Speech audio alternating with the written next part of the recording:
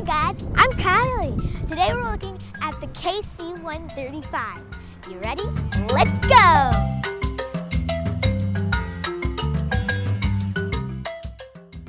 Hello. Hello. I'm Kylie. My name's Eric. How are you? Good. What do you do to take care of this plane? So I'm an aircraft mechanic. So everything from cleaning windows and adding gas to changing tires and adding oxygen. That sounds very cool. Where do you put all the oil in? How much oil do you need to put in? So we have a couple of different kinds of oil. Right here is one of our engines. It holds 20 quarts of oil and we put it in through a port on the side. And then we also store oil upstairs for our auxiliary power unit, which is a small jet engine in the back that we use to help start the aircraft. How old is this airplane? This particular aircraft was built in 1962, but the first one was built in 1956. Is that older than my dad? Well, I'm not sure how old your dad is, but I would go out and guess that it is. He's 36. It is considerably older than your dad. Wow. Is it hard to fix this airplane? Depends what the job is, but overall I would say no. This aircraft was designed before computers, so really old. So everything on this aircraft is very simple to maintain. Everything is a line, a cable, a push-pull rod. Everything is very simple. You have an issue, you follow it until you find it.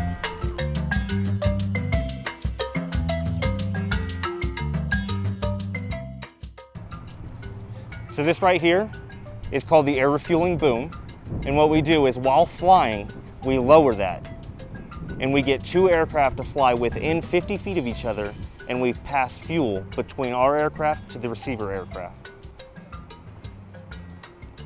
This aircraft can hold 205,000 pounds of fuel. Now granted, all of that can't be transferred, but we can transfer a whole lot of that to a receiver aircraft. Do you pass gas for your job? That is our job. We pass gas. Ew, what does it smell like? Have you ever been around your mom or dad while they're pumping fuel at the gas tank? Think of that, but way worse. Just really strong gas odor. Yeah, I don't like that. How long is it? Like, what's the length? It is 138 feet, 10 inches. That's a long plane. How tall is it? 57 feet. How high can it go when it's flying? Our current service ceiling, that means how high we can fly, is approximately 45,000 feet. That is very high. That is very high. It's very cold up there. Does this plane carry people? It can. Our primary job, we typically only carry 3 people, but we can carry up to 57 people. Cool. Does it do anything else besides that pass gas? So we do have a couple of other special missions we can do. Again, like holding people, sometimes we hold an ambulance. Upstairs we have medics with us, and we can actually take injured people from all over the world and move them to where they need to go. And then we can act as a comm relay, and what that means is, let's say you have a soldier on the ground like your dad, we can take signals from one of his radios up into our aircraft and use our aircraft to send it over to his boss thousands of miles away. Wow, that's fascinating. Can I take the airplane apart to fix it when you need to fix it? Of course we can. So it depends what's broken. So we don't typically just take things apart for fun. So when something breaks, yes, we'll figure out what it is, and then we will remove any component that we need to, everything from an engine to the landing gear to I've seen the entire tail section come off. Is your job hard? There's a lot of parts of my job that are very difficult, but my day-to-day inspecting is not very hard. It's just when you find something wrong that it becomes considerably more difficult. Thank you. Of course, have a good day. Hey guys, we're gonna go talk to the pilot now.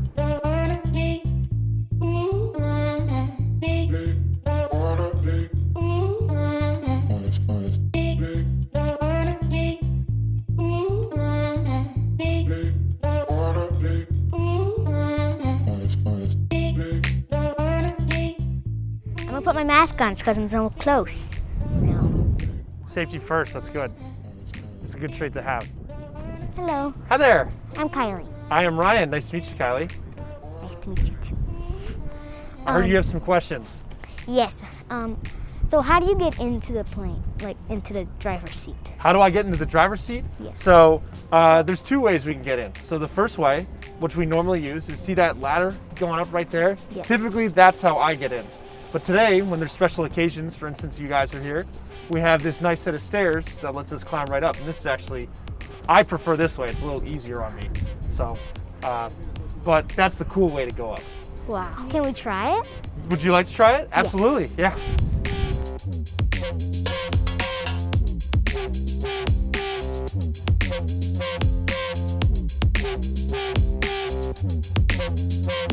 That is very cool.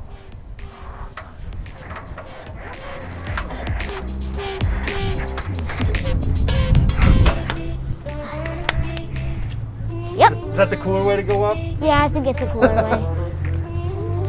I like climbing up ladders. But if you'd like, we can go up the stairs and I can show you what it's like up in the front of the airplane. Yes, that would be great. Cool, so if you'd like to follow me, I'll show you.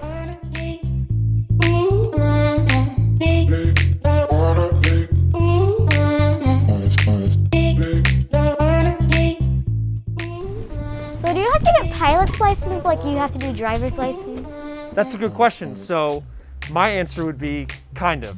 So I have to do, the Air Force trains us to be able to fly this airplane. And at the end, we get what is kind of like a license, which is these right here, which are called a set of wings. So once I get these wings, that means I am now allowed to fly this airplane. So do you have to do training classes to actually be able to fly the plane? I do, so I had to do training classes for almost a year and a half. And I got to fly not one, not two, not three, but 4 different types of airplanes before I finally got to the spot where I am now. So I flew smaller, and then a bigger airplane, and then a little bit bigger airplane to this one. This is like a huge airplane. This is a huge airplane. Yes, it's very big. So it's a little intimidating at first. And are these all wires? These are all wires. So these are wire, and there's fuel lines, and we have where our air is moved, like our air conditioning. And these are all running up and down. There's miles and miles and miles of wires and cables that control everything we do in the plane. Wow. Can we see your off? You can, it's actually right here. So if you want, you can sit in one of the seats. And I will sit in the seat that I sit in, which is this one. So this is what it looks like flying the airplane. So I sit right here, and the captain of the airplane, or the aircraft commander, as we call it, would sit right where you're sitting right now. I'm the commander now? You are indeed. So as you can see, there's a lot of buttons and there's a lot of things. Can we touch one? Let's see, let's find a good one. Okay. So you can spin these right here. This spins our weather radar. So our radar shows us if there's rain out in front of the airplane, and that's what that controls. So there's different settings that you can do. So you just put that in a skin setting. So this right here, do you see this thing? I want to try moving it. It's really heavy. See how it moves mine as well? So these are actually connected. So if you can feel me, I can spin it like that, and then you can spin it back the other way. And then, so this is called our yoke. So this is what it's like, you know, the steering wheel in your car? It's the same exact concept. So this is what flies and turns and moves the airplane. And then these things down here, you see these 2 big pedals? They look like pedals in a car. That's called our rudder pedals. So you see on this airplane over here, see on the tail how there's that big panel that's popping out? That's our rudder, and that's what these control. And it also controls the wheel, so that's how we steer when we're taxiing around the airport. Oh. What does this do? That is a light. So this light, when it illuminates, means that our battery is on. And obviously the battery isn't on right now, but if it was, this light would actually be on in orange. When we're flying, if you want to pull with me, if we pull back, what do you think that does to the airplane? I'm guessing it makes it go faster. Close, that's a good guess. So it actually makes us go up. So we fly up. So the way we like to think about it is if we pull this back, the trees get smaller. We get away from the trees. So what do you think if we push this forward, what happens? And what happens to the trees? the trees get bigger, which is not a good thing, right? We don't want to get closer to the trees. Now, if you think, if I do this, what do you think happens? We turn. And if I do this way, we turn to the right. So what if you went down, but then you were so close and then you could just like go back up? Like. So if we were going down and we didn't want to, we could pull really hard. Look how far we could pull this. All the way back to make sure that we don't hit the ground. What does that do? So this light right here, it says, see, what is that? Boom engaged. So do you know what our boom does? It pumps the fuel in another plane? It does. So if this light goes on, what do you think's happening? It is, very good. So when our boom goes into another airplane, that light will come on and will tell us, because we can't see the boom, right? Because it's behind us. But that tells us, okay, the boom's working right now. Why do you fly this plane?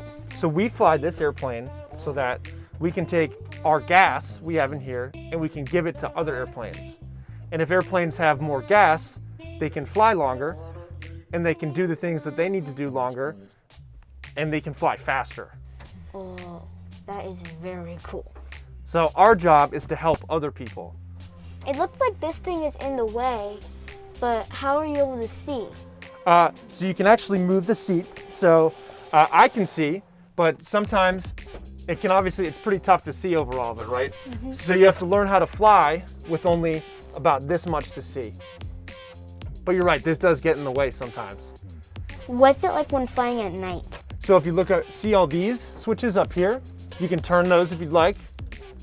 So these switches control all our lights. So we can turn the lights on really bright or really dim in here. And do you see these two things? These look like computer or TV screens, right? So these allow us to fly without actually having to see anything. So we fly what's called instruments. So it's a series of numbers and letters that we can determine where we are and what we're doing at one time. And that's also, so where we are, there's a map that comes up right here and we can see where we are. What are all of these, like this button that says park brake? So this is like the parking brake in your car. So you know how when you turn the car off, you put it in park so it doesn't go anywhere? That's what this does. So this actually keeps the airplane parked like it is right now. And then this one, maybe the most important lever, do you see what that says? It's tough to read. Landing gear? It is the landing gear. So this is what, when we fly, we bring this up and it takes the wheels and it puts them in the airplane.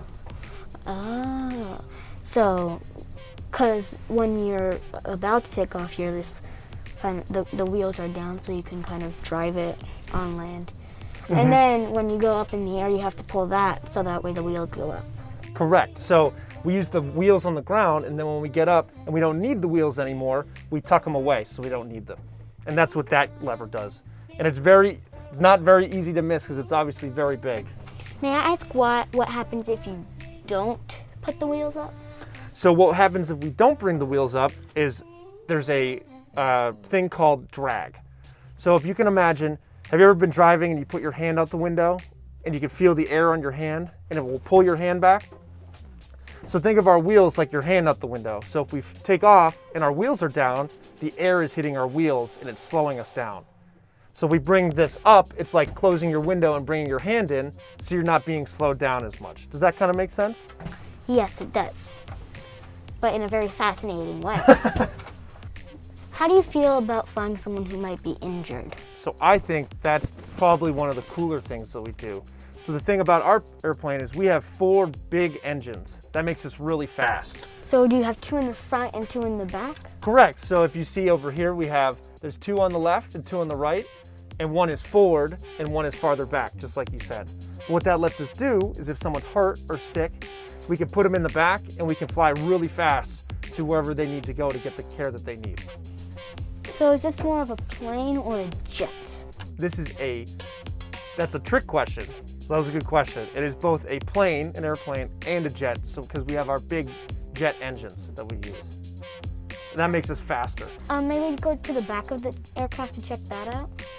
We could, yeah. And so we have our boom operator who works in the back of the airplane who's gonna show you all about what he does. Oh, thank you for showing this amazing area of the plane. Thank you for asking questions. That was a lot of fun.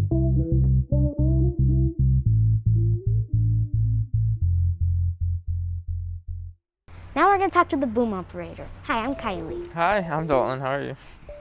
Good. What do you do? So I'm a boom operator, so I pass gas to other airplanes in the air. How do you pass the gas?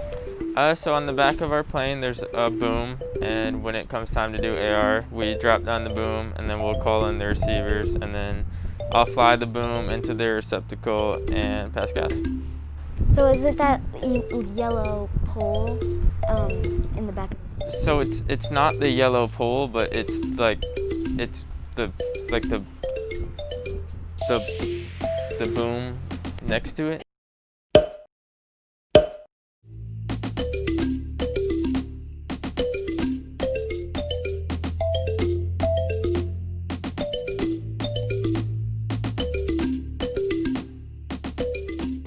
Whoa, this is so cool. Okay, so this is the boom pod. This is where we go when it's time to do air refueling. It's kind of hard to see. Yeah, actually you can't, which is unfortunate. But if we go on the outside, I can show you it when we're done. It'll literally stick off the tail of the airplane. So that's how you see when there's another one and then start pumping gas? So yep, this is the door right here. If we had hydraulics, we could pull this switch up and then the door would open and you guys would be able to see a lot better. But it's literally just this whole yellow door, you see it? It'll just come all the way up and then it's like kind of like a window you'd have at your home to just look outside. I can kind of show you some of the cooler, like if you look right here, these are like gauges, which helps us whenever we're doing air refueling. So we know where the airplane is so we don't make a mistake and end up injuring a lot of people or planes, stuff like that. Oh, how do you pump the gas? So all I do as a boom operator is if you look kind of right here, there's this little stick. You can move it, yep, and it will fly the boom on the outside. And then we use this one right here. If you push it forward, there's like a tube inside the boom that'll come out. And if you pull it back, it'll take the tube backwards. And then once we make contact with the airplane, we will tell the pilots up front to start pumping fuel to the other plane. Is your job scary? It really is for at least, because we do training for a year, but definitely for like the first 6 months, it's pretty nerve-wracking. But the more you do it, the more comfortable you get. How do you talk to the pilot? So normally we would have a headset on, and then if you kind of look down here, do you see those two buttons? Yes. So anytime you want to talk to people in your plane, you push this top button, and then if you want to say you want to talk to the other plane out there, you'll push the bottom button, and then that lets them be able to hear you. Oh. So you can talk to the pilot in the other plane too? Yep, so it's pretty cool. When we're back here, whenever the other airplane is over there, we kind of have control of the radio. So the other pilots out there talk to us and we talk to them. And then we talk to our pilots to make sure they know what the other pilots are doing. Oh, that is so cool. So I see you have a mirror here, but what's the mirror for? So this mirror is, if you can I'll try and show you. You just use this mirror to reflect. Can you see the other mirror by any chance? There's actually a mirror right there, and then that allows us to just see, like say the airplane's like 2 miles out or something, we can't just see it from the window, so we can mess with this mirror up here and gives us a farther view of the other airplane. How much gas do you pump?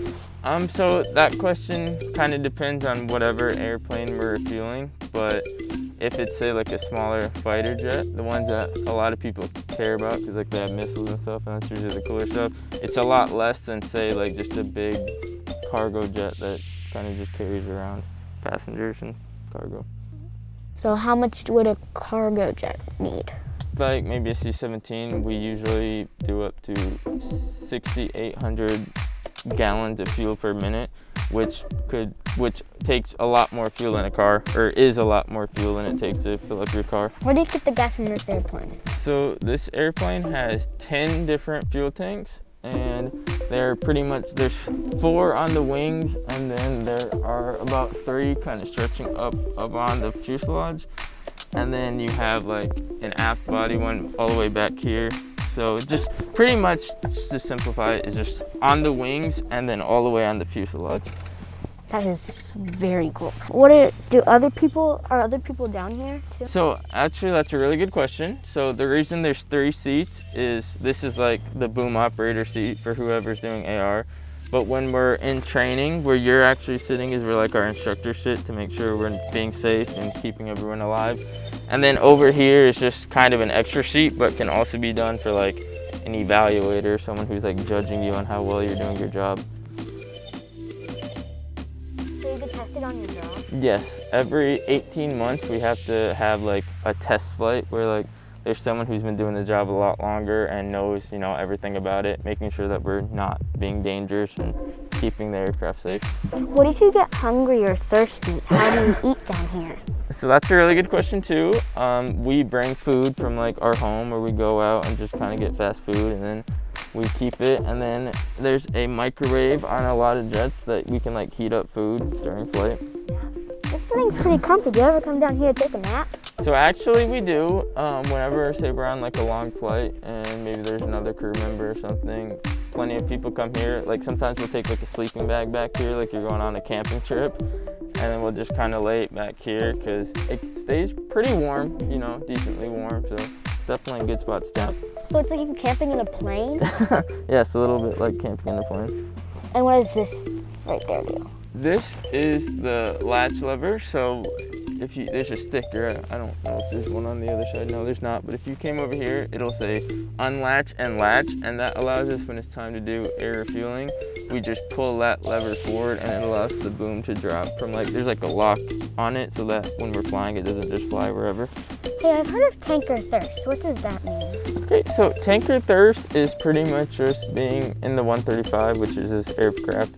There's a lot of people that, like, we support the mission, so, you know, fighter jets can't fly as far without our gas. So tanker thirst is just kind of the saying that people say because they need us in order to do what they need to do. So you're kind of a big deal. You could say so, yes. Okay, let's go check out the boom outside.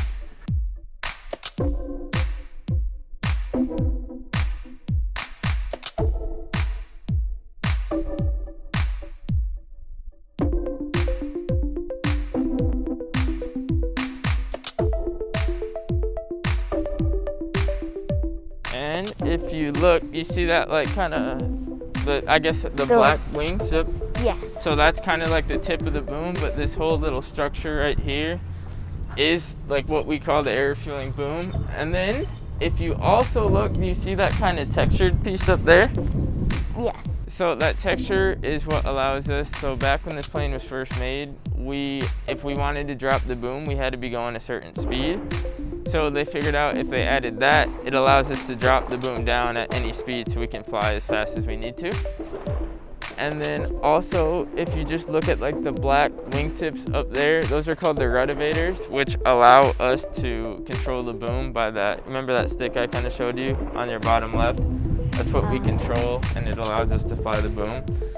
And then if you really look up, I don't know if you'll be able to see it. Do you see that those 2 light bulbs by any chance? Like what? They're on the tail. They're kind of hard to see right now. now. Yep, but that's what we use for night air refueling. So that allows us to see the receivers when it's dark out. And that should be about it. Thank you. Thank you very much.